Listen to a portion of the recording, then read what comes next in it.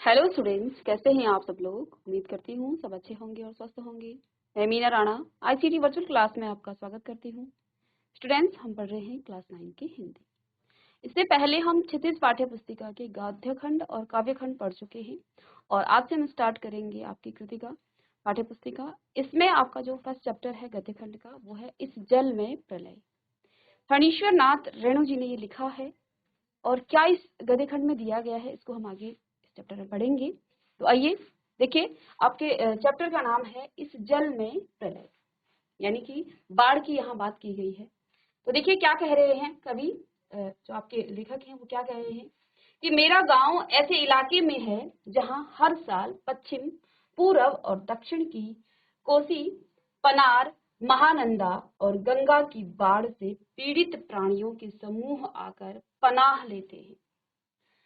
सावन भादों में ट्रेन की खिड़कियों से विशाल और सपाट परती पर गाय, बैल, भैंस, बकरों के हजारों झुंड मुंड देखकर ही लोग बाढ़ की जो है विभीषिका का अंदाजा लगाते हैं। तो यहाँ पर कुछ शब्द भी दिए हैं, उनका अर्थ भी आपको यहाँ दिया हुआ है।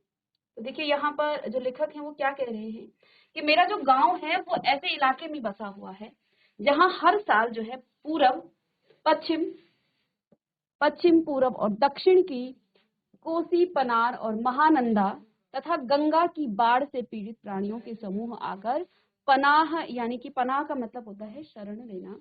ठीक है, तो साथ साथ इसके अर्थ भी आप लिख लेंगे, कुछ यहाँ पर कठिन शब्द है। तो पनाह लेते हैं यानी कि शरण लेते हैं, यहाँ यानी कि वहां आकर के वो बस जाते हैं। सावन भादों में ट्रेन की खिड़कियों से विशाल और सपाट परती, तो परती का मतलब यहाँ पर क्या है, वह जमीन जो जोती बोई न जाती हो उसे क्या कहा जाता है, परती, यानी कि बंजर जमीन आप इस प्रकार से उसको कह सकते हैं।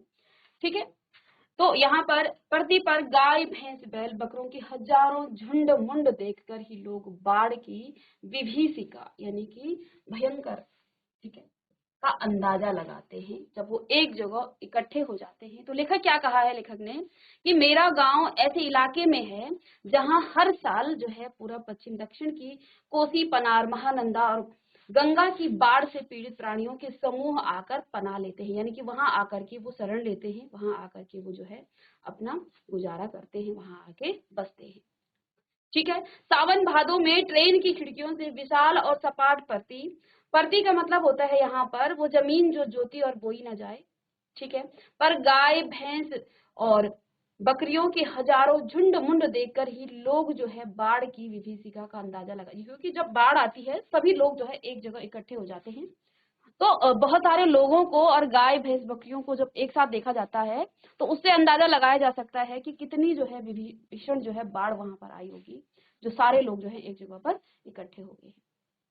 अब पर्ती क्षेत्र में जन्म लेने के कारण अपने गांव के अधिकांश लोगों की तरह मैं भी तैरना नहीं जानता। तो लेखक क्या कहते हैं, क्योंकि मैं जो हूँ पर्ती क्षेत्र में मैंने लिया है, इस कारण जो है अपने गांव के अधिकांश लोगों की तरह, यानी कि उनके गांव के और जो लोग हैं उनको भी तैरना नहीं आता है।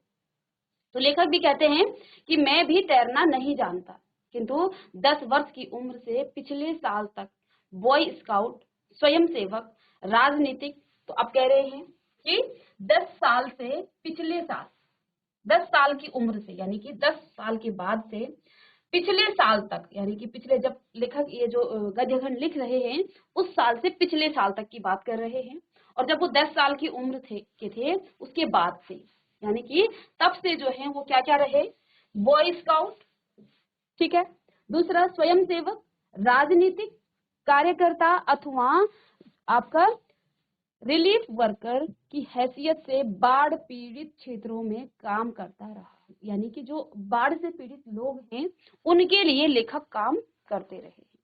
ठीक है, और लिखने की बात, तो लिखने की बात तो यहाँ पर प्रश्नवाचक चिन्ह लगाया गया है कि यानी कि लिखने की तो क्या बात है, यानी कि वो बाढ़ के बारे में, क्योंकि ये जो चैप्टर इन्होंने लिखा है ये भी बाढ़ के बारे में ही लिखा है।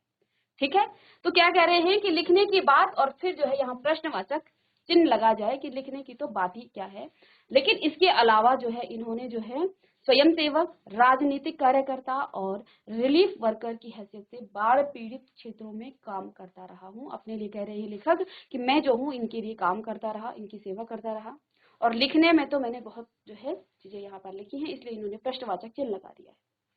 आगे कहते हैं कि हाई स्कूल में बाढ़ पर लेख लिखकर प्रथम पुरस्कार पाने से लेकर, यानी कि जब लेखक हाई स्कूल में थे और उस समय आप देखते हैं कि लेख जो प्रतियोगिताएं होती हैं, परीक्षाएं, तो वहां पर इन्होंने प्रथम पुरस्कार पाने से लेकर धर्म युग में कथा दशक के अंतर्गत बाढ़ की पुरानी कहानी को नए पाठ के साथ इन्होंने क्या कह रहे हैं, मैं प्रस्तुत कर चुका हूँ।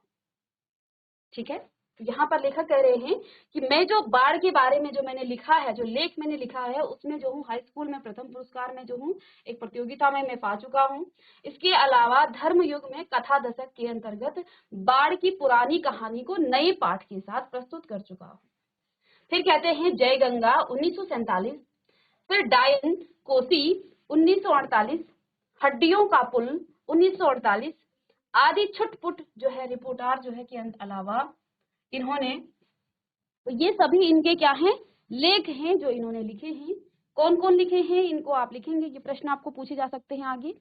ठीक है, तो क्या क्या उन्होंने लिखे हैं। 1947 में उन्होंने जय गंगा लिखी, डायन कोसी उन्होंने 1948 में लिखी और 1948 में ही इन्होंने हड्डियों का पुल भी इन्होंने लिखा है। इसके अलावा भी यहाँ पर इन्होंने कुछ और लेख लिखे हैं, आगे इसको पढ़ते हैं। मेरे कई उपन्यास में जो है बाढ़ की विनाश लीलाओं के अनेक चित्र अंकित हुए हैं। लेखक क्या कहते हैं कि मैंने ये तो लिखी ही लिखी है, इसके अलावा कई उपन्यास ऐसे भी हैं जिसमें बाढ़ की जो विनाशकारी जो लीलाएं हैं उसके अनेक चित्र जो है अंकित हुए हैं। यानी कि बाढ़ के बारे में इन्होंने लिखा है कि क्या क्या लोगों को जो है नुकसान हो जाता है, तो कई उपन्यासों का इन्होंने क्या किया है, विनाश लीलाओं के अनेक चित्र जो है अंकित हुए हैं। आगे लेखक कहते हैं कि तो गांव में रहते हुए बाढ़ से घिरने, बहने और भंसने और भोगने का अनुभव कभी नहीं हुआ। कहते हैं क्योंकि उनका गांव ऐसी जगह था जहां पर बाढ़ नहीं आई थी। ठीक है, अब कहते हैं मैंने कई लेख तो लिखे हैं इसके बारे में और मुझे प्रथम पुरस्कार भी क्लास 10th में यानी कि हाई स्कूल में मिला। ठीक है, लेकिन इस बाढ़ को लिखना अलग चीज है और उसको भोगना अलग चीज है। जो एक्सपीरियंस बोलते हैं ना लोग, जो अनुभव, जो आपको वास्तविक जो अनुभव है वो अभी तक उन्होंने अपने गांव में नहीं किया था। अब लिखने को तो हम कई लेख लिख लेते हैं, लेकिन जरा उन लोगों से पूछिए जो बाढ़ से गुजर चुके हैं। ठीक है, जो बाढ़ की उन घटनाओं से, उन परेशानियों से वो भोग चुके हैं, उनसे पूछिए कि क्या क्या परेशानियां उनको झेलनी पड़ती हैं। उसको जो है, अब कह रहे लेखक कि मैंने बहुत सारे लेख तो लिखे हैं लेकिन अपने गांव में रहते हुए मैं इसका अनुभव नहीं कर सकता, मतलब इसको मैं वास्तविक में इसको मैं अनुभव नहीं कर सकता। अब कहते हैं वह तो पटना शहर में, अब वो पटना में रहते हैं और पटना शहर में सन 1967 में ही हुआ। यानी कि जब वो पटना में रहते थे, गांव में रहते हुए उनको ये अनुभव नहीं हुआ, यानी कि वहां पर उनके गांव में कभी भी इस प्रकार की बाढ़ नहीं आई। आसपास के जो बाढ़ हैं, बल्कि उनके गांव में लोग जो है शरण लेते थे, वहां पर आया करते थे।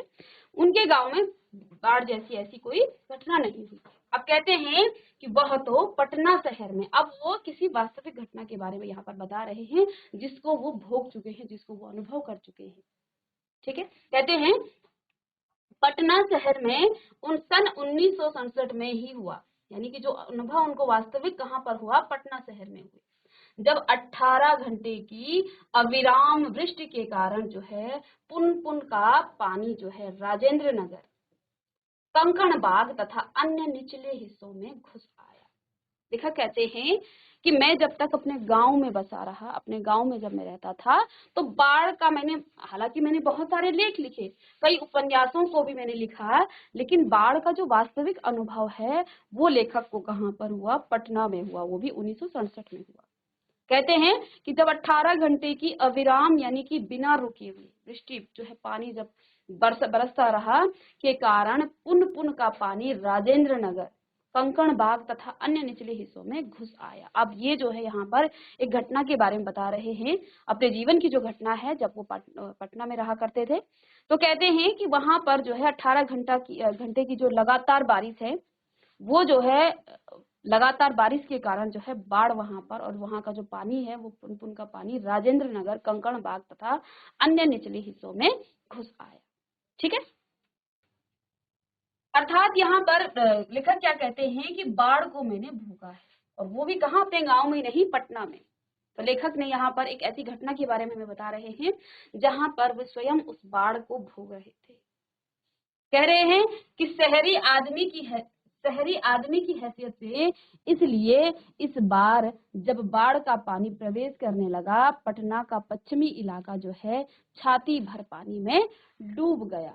तो हम घर में ईंधन, आलू, मोमबत्ती, दिया सलाई, पीने का पानी और काम्पोज की जो गोलियां हैं जमा कर बैठ गए और प्रतीक्षा करने लगे। कहते हैं कि जो 18 घंटा की 1967 में जो बारिश हुई 18 घंटे की, उससे जो है राजेंद्र नगर, कंकण बाग तथा अन्य के निचले हिस्सों में जो है पानी घुस गया। और इतना तो यहाँ पर लेखक कहते हैं कि यहाँ पर मैंने बाढ़ को भोगा है, और शहरी आदमी की हैसियत से इसलिए इस बार, मतलब कि अब वो शहर में रहा करते थे। पहले जब वो गांव में थे तब उन्होंने बहुत सारे लेख भी लिखे, लेकिन उस चीज को उन्होंने भोगा नहीं था, उसको जो है अनुभव नहीं किया था कि बाढ़ जब आती है। लिखने के तो हम बहुत सारा लिख लेते हैं, लेकिन क्या उन लोगों पर बीतती है जब वो उन परेशानियों में सारा पानी जो है घरों में घुस जाता है, सारा सामान बर्बाद हो जाता है, लोगों का जो है घर उजड़ जाता है।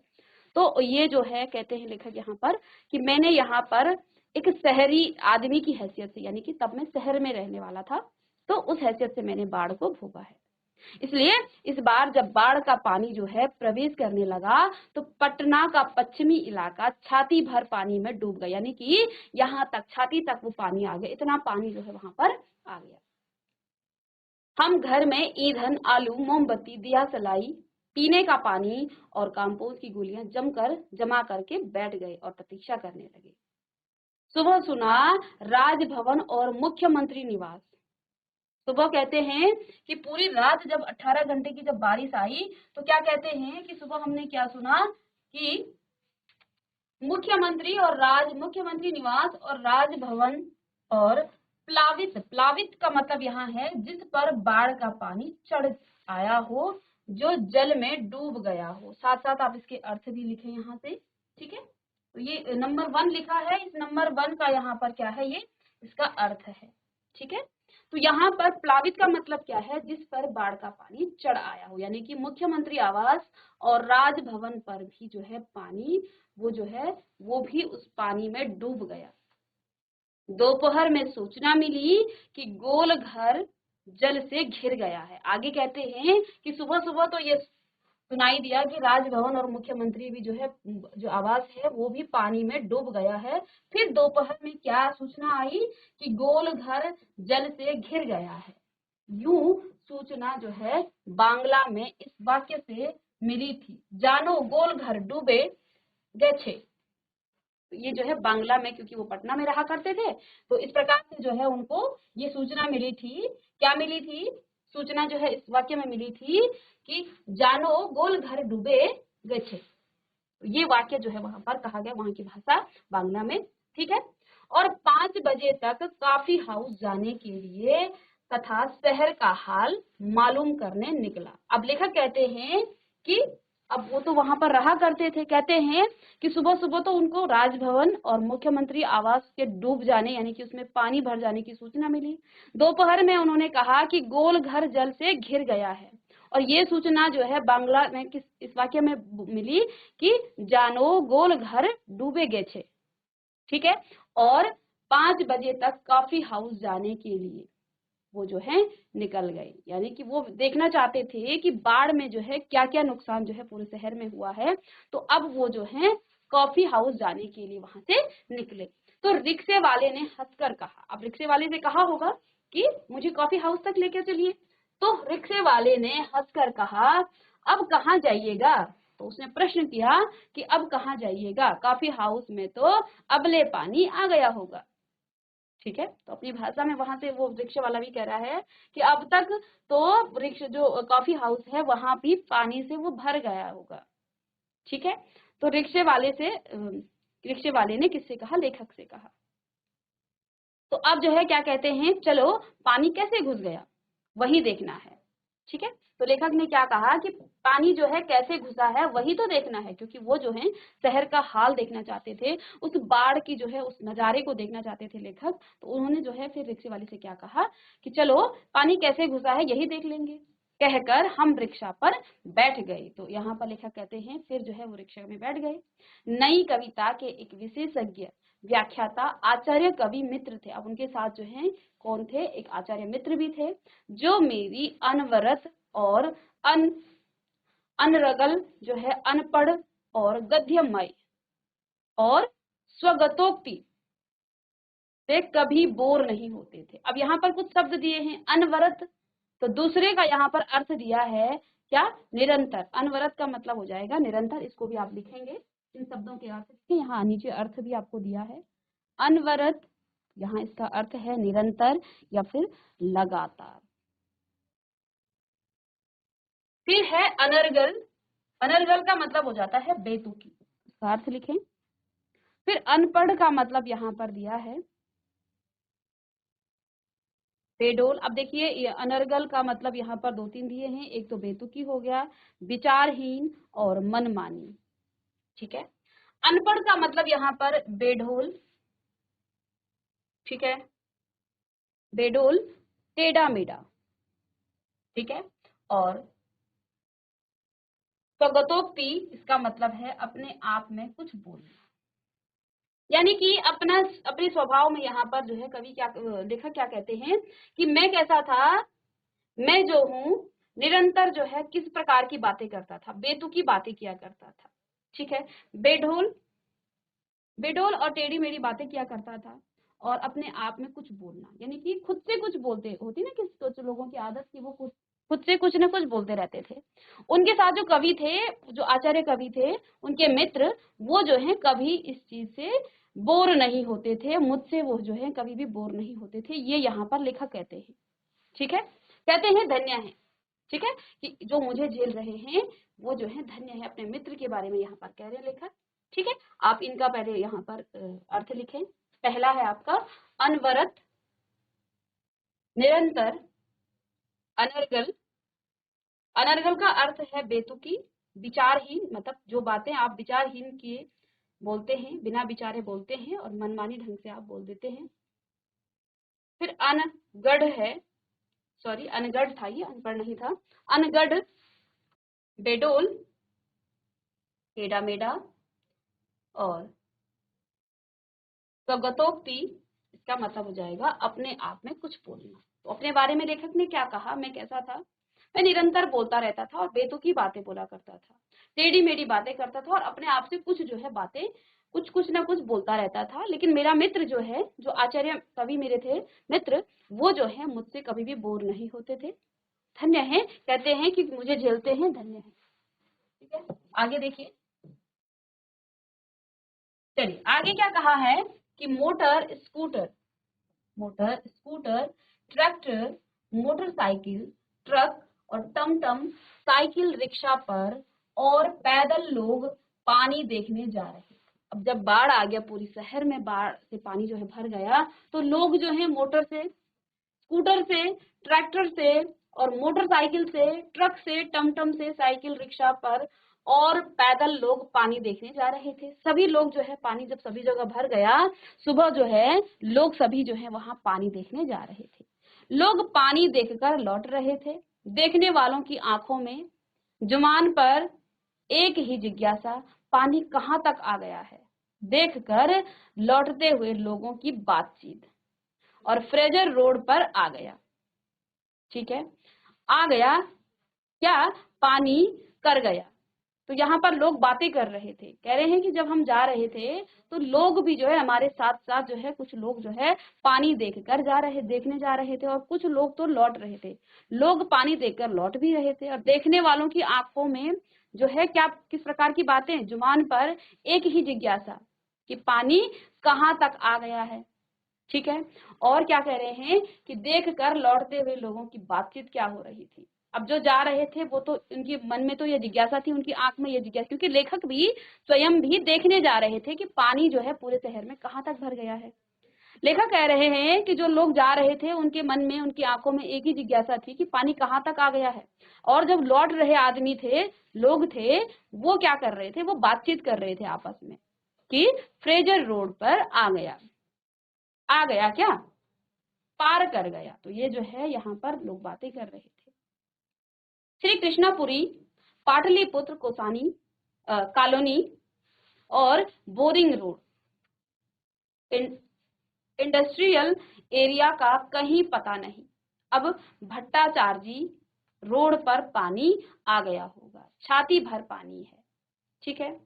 वीमेंस कॉलेज के पास जो है डुबाव पानी है, आ रहा है, आ गया है, घुस गया, डूब गया, बह गया। अब लोग जो है इस प्रकार की बातें कर रहे हैं, अलग अलग जगहों का नाम यहाँ पर बता रहे हैं कि कृष्णापुरी, पाटलिपुत्र कॉलोनी और बोरिंग रोड इंडस्ट्री में, यानी कि जो जो जहाँ जिस जगह के लोग हैं वहां पर पूछ रहे हैं क्या वहां तक आ गया है, क्या वहां तक आ गया है।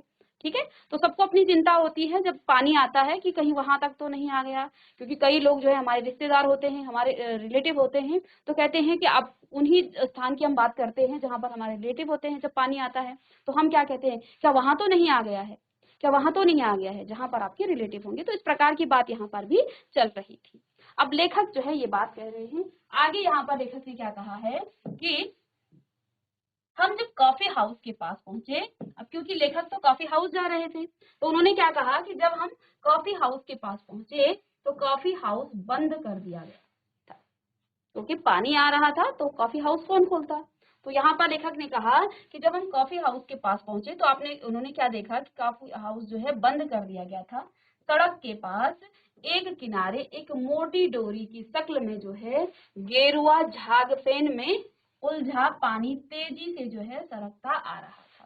कहते हैं कि सड़क के किनारे जो है एक मोटी डोरी में, यानी कि जो मोटी नाला है, डोरी का मतलब यहाँ पर नाले से है, शक्ल में गेरुआ झागफेन में उलझा पानी तेजी से जो है सरकता आ रहा था। मैंने कहा आचार्य जी आगे जाने की जरूरत नहीं, वो देखिए आ रहा है मृत्यु का तरल दूत। तो अब जो है उनके साथ, क्योंकि उनके जो मित्र थे आचार्य जी वो भी थे, तो उन्होंने क्या देखा कि सड़क के एक किनारे जो है मोटी शक्ल की, यानी कि जो मोटा जो है नाले के रूप में आता ना पानी, और रंग भी कैसा था उसका, गेरुआ झाग, क्योंकि बहुत सारी गंदगी आती है, तो फेन में उलझा हुआ पानी तेजी सरकता आ रहा था। मैंने आचार्य जी से कहा, मैंने यहाँ पर लेखक है, तो लेखक कहते हैं कि मैंने आचार्य अपने मित्र से कहा कि आगे जाने की जरूरत नहीं है, वो देखिए आ रहा है मृत्यु का तरल दूत। ठीक है। किसको कहा, उस पानी को। ठीक है। आतंक के मारे मैंने दोनों हाथ बरबस जुड़ गए और सभय प्रणाम निवेदन में मेरे मुंह से कुछ जो है अस्फुट शब्द निकले। हाँ, मैं बहुत कायर और डरपोक हूँ। ठीक है। तो यहाँ पर उस पानी को देखकर लेखक भी डर गए थे। उन्होंने क्या कहा कि पानी का जो वो तालाब है उसको देख करके, अब यहाँ पर एक शब्द आया है। ठीक है। तो उन्होंने क्या कहा कि आतंक के मारे, अस्फुट का मतलब जो अपशब्द जो होते हैं। ठीक है। आतंक के मारे मेरे दोनों हाथ जो है बरबस जुड़ गए, यानी कि हाथ जो है उन्होंने जोड़ लिए, और सभय प्रणाम निवेदन में मेरे मुंह से कुछ अस्फुट शब्द निकले। हाँ, मैं बहुत कायर हूँ, डरपोक हूँ। तो लेखक खुद के लिए कह रहे हैं। रिक्शा वाला बहादुर है, कहता है चलिए ना थोड़ा आगे। तो जो रिक्शा वाला है वो क्या कह रहा है, अब लेखक तो उस पानी को देखकर डर गए। ठीक है। लेकिन अब वो खुद को क्या कह रहे हैं, कुछ अपने लिए जो है वो शब्द निकाले उन्होंने कि हाँ मैं क्या हूँ, कायर हूँ और डरपोक हूँ, क्योंकि वो डर गए हैं। लेकिन अभी भी रिक्शा वाला क्या कहता है कि चलिए ना थोड़ा और आगे। रिक्शा वाला लेखक को कहता है कि चलिए ना थोड़ा आगे। ठीक है। भीड़ का एक आदमी बोला, ए रिक्शा, करंट बहुत तेज है, आगे मत जाओ। तो भीड़ से जो, क्योंकि भीड़ में लोग आ रहे थे और जा रहे थे उस पानी को देखने के लिए, उस तालाब को देखने के लिए, तो फिर जो है भीड़ का एक आदमी बोला, ए रिक्शा, करंट बहुत तेज है, आगे मत जाओ। अब करंट का मतलब पानी का जो बहाव है उसके लिए कहा कि बहुत तेज है, आगे मत जाओ। मैंने रिक्शे वाले से अनुनय भरे स्वर में कहा, क्या कहा कि लौटा ले भैया, आगे बढ़ने की जरूरत नहीं है। अब जो है लेखक क्योंकि डर चुके थे, रिक्शा वाले ने कहा कि चलिए ना थोड़ा आगे चलते हैं, आगे देखते हैं। लेकिन लेखक डर चुके थे, उन्होंने क्या कहा कि चलिए ना थोड़ा आगे बढ़ने की आवश्यकता नहीं है, जरूरत नहीं है। ठीक है, चलिए। तो अब कहते हैं लेखक कि रिक्शा मोड़कर हम अप्सरा सिनेमा हॉल, सिनेमा शो बंद था, तो अब जो कि वहां पर एक सिनेमा हॉल का नाम था अप्सरा, तो वहां पर पहुंचे। लेकिन वहां पर जो सिनेमा शो था वो भी बंद था। इतने बड़ी भयंकर बाढ़ में कौन ही सिनेमा चलाता? ये बगल से गांधी मैदान की ओर चले। ठीक है, तो वो जो है उस सिनेमा हॉल से कहाँ चले? गांधी मैदान की ओर चले। पैलेस होटल और इंडियन एयरलाइंस दफ्तर के सामने पानी भर रहा था। आगे जब वो गए तो वहां पर एक पैलेस होटल था, उसमें भी, और इंडियन एयरलाइंस दफ्तर के सामने भी जो है पानी भर रहा था, क्योंकि बाढ़ आई थी तो चारों तरफ पानी जो है, जहां उसको रास्ता मिल रहा था पानी वहां चला जाता। ठीक है, पानी की तेज धारा पर लाल हरे नियन विज्ञापनों की परछाइयां सैकड़ों रंगीन सांपों की सृष्टि कर रहे थे। अब लेखक उसमें भी जो है उस पानी के बहाव को देख रहे हैं। ठीक है, तो कह रहे हैं कि जो पानी का जो बहाव है उसमें की जो परछाइयां है उसमें भी सैकड़ों रंगीन सांपों की सृष्टि कर रही थी। आगे कहते हैं कि गांधी मैदान की रेलिंग के सहारे हजारों लोग खड़े देख रहे थे। अब लोग जो हैं, जो गांधी मैदान में जो रेलिंग है उसके सहारे लोग खड़े थे और वहां से देख रहे थे। दशहरा के दिन रामलीला के राम रथ की प्रतीक्षा में जितने लोग रहते हैं उससे कम नहीं थे। यानी कि दशहरा के दिन जो है रामलीला के राम के रथ की प्रतीक्षा में जितने लोग, यानी बहुत सारे लोग वहां पर खड़े थे, उससे भी कम नहीं थे। गांधी मैदान के आनंद उत्सव, सभा सम्मेलन और खेल कूद की सारी स्मृतियों पर जो है धीरे धीरे एक गैरिक आवरण, गैरिक का मतलब गेरुए रंग का, कहते हैं कि मैदान के आनंद उत्सव, सभा सम्मेलन और खेल कूद की सारी स्मृतियों पर धीरे धीरे एक गैरिक आवरण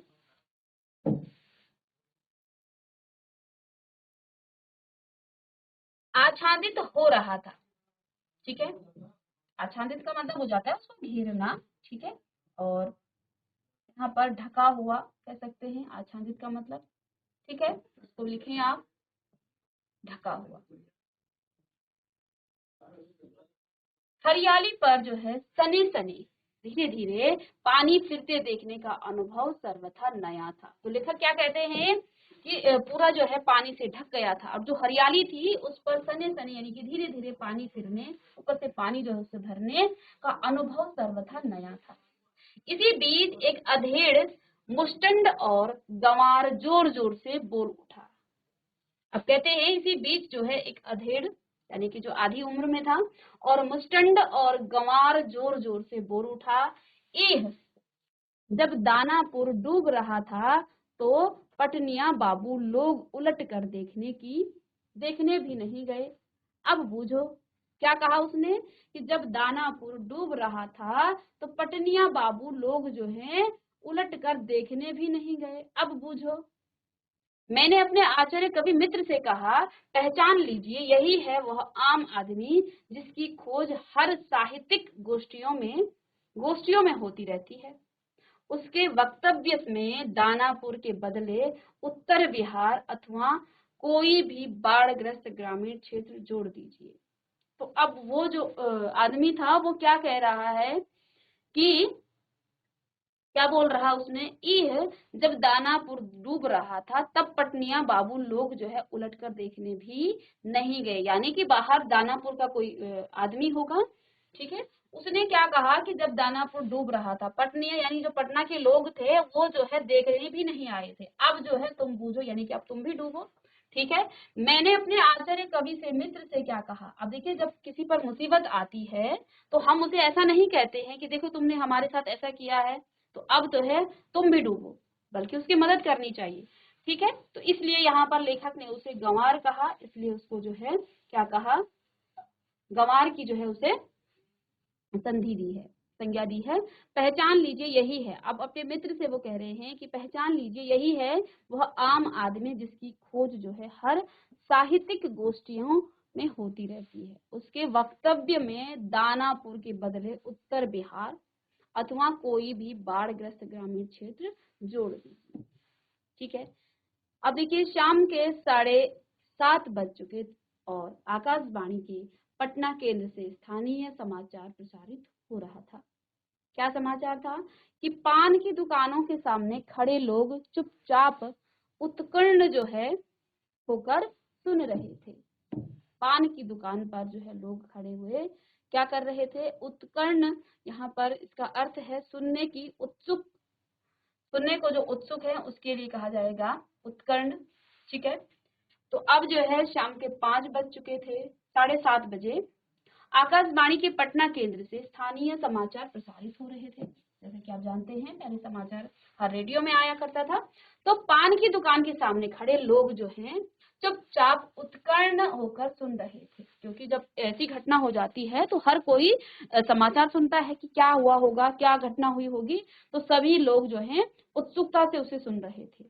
पानी हमारे स्टूडियो की सीढ़ियों तक पहुंच चुका है और किसी भी क्षण स्टूडियो में प्रवेश कर सकता है।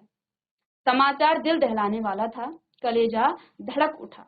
तो लेखक क्या कहते हैं, किस प्रकार का समाचार था कि पानी हमारे स्टूडियो की सीढ़ियों तक पहुंच चुका है और किसी भी क्षण स्टूडियो में प्रवेश कर चुका है। अब जहां से समाचार प्रसारित हो रहा था वहां के जो सीढ़ियों तक पानी पहुंच चुका था और वहां से समाचार क्या आ रहा था कि किसी भी क्षण स्टूडियो में प्रवेश कर सकता है।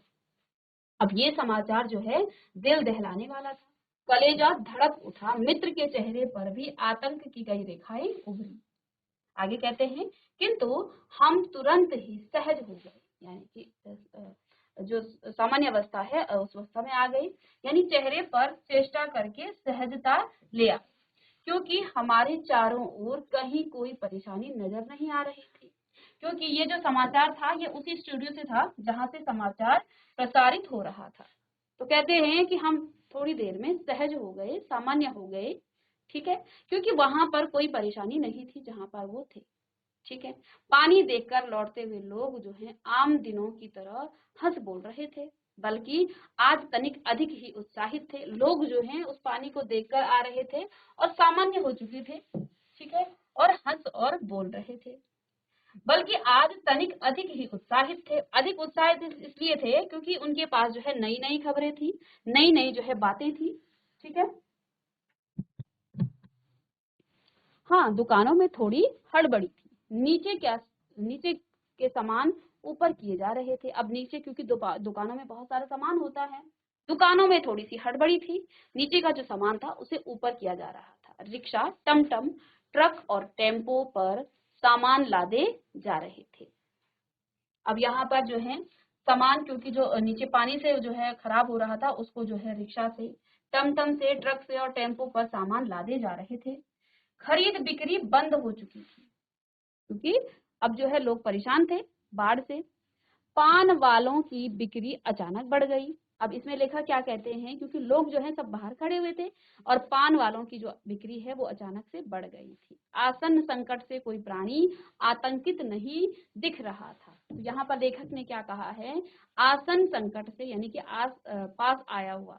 आसन का मतलब यहाँ पर पास आया हुआ है, इनको आप लिख लीजिएगा। संकट से कोई प्राणी आतंकित नहीं दिख रहा था। ठीक है, तो इन शब्द अर्थ को भी लिखें।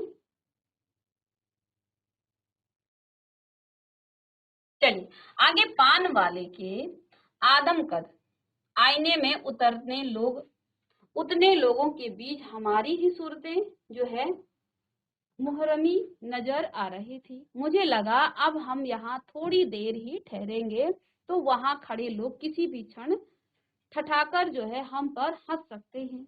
जरा इन बुज़दिलों का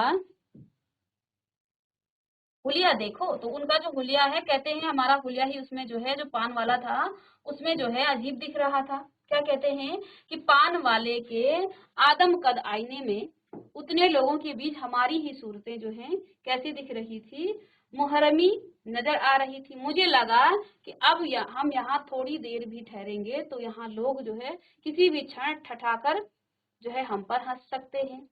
जरा इन बुज़दिलों का हुलिया देखो, क्योंकि वहां ऐसी ही बातें चारों ओर से जो है उछाली जा रही थी। एक बार डूब ही जाए, ठीक है, और धनुषकोटि की तरह जो है पटना लापता ना हो जाए कहीं, सब पाप धुल जाएंगे। चलो गोल घर के मुंडे पर लाश की गड्डी लेकर बैठ जाए। बिस्कोमान बिल्डिंग की छत पर क्यों नहीं, भाई यही माकूल मौका है। इनकम टैक्स वालों को एन इसी मौके पर काले कारोबारियों के घर पर छापा मारना चाहिए। आसानी आसामी और बामाल राजेंद्र नगर चौराहे पर मैगजीन कॉर्नर की आखिरी सीढ़ियों पर पत्र पत्रिकाएं पूर्ववत बिछी हुई थी। आगे लेखक यहाँ पर क्या कहते हैं कि क्योंकि वहां ऐसी ही बातें चारों ओर उछाली जा रही थी। एक बार डूब जाए धनुषकोटि की तरह पटना लापता न हो जाए कहीं, सब पाप धुल जाएंगे। चलो गोल घर के मुंडे पर लाश की गड्डी लेकर बैठ जाए। बिस्कोमान बिल्डिंग की छत पर क्यों नहीं, भाई यही माकूल मौका है। इनकम टैक्स वालों को एन इसी मौके पर काले कारोबारियों के घर जो है छापा मारना चाहिए, ठीक है, यानी कि जो काला धन कमाते हैं उनके घरों में अभी ही छापा मारना चाहिए। कहते हैं आसामी बामाल राजेंद्र नगर चौराहे पर मैगजीन कॉर्नर की आखिरी सीढ़ी पर पत्रिकाएं। तो चलिए यहाँ तक हमने इसको, आगे हम इसको कल की क्लास में नेक्स्ट कंटिन्यू करेंगे, ठीक है। तो यहाँ पर जो है लेखक ने क्या कहा है कि जो पटना में जो बाढ़ आई थी वहां पर क्या कहते हैं, उस बाढ़ को देखने के लिए लोग जो है जा रहे थे और कुछ लोग जो है बाढ़ से जो है देख करके आ रहे थे, ठीक है। आगे कल की क्लास में इसको कंटिन्यू करेंगे। मिलते हैं नेक्स्ट लेक्चर में, तब तक के लिए थैंक यू।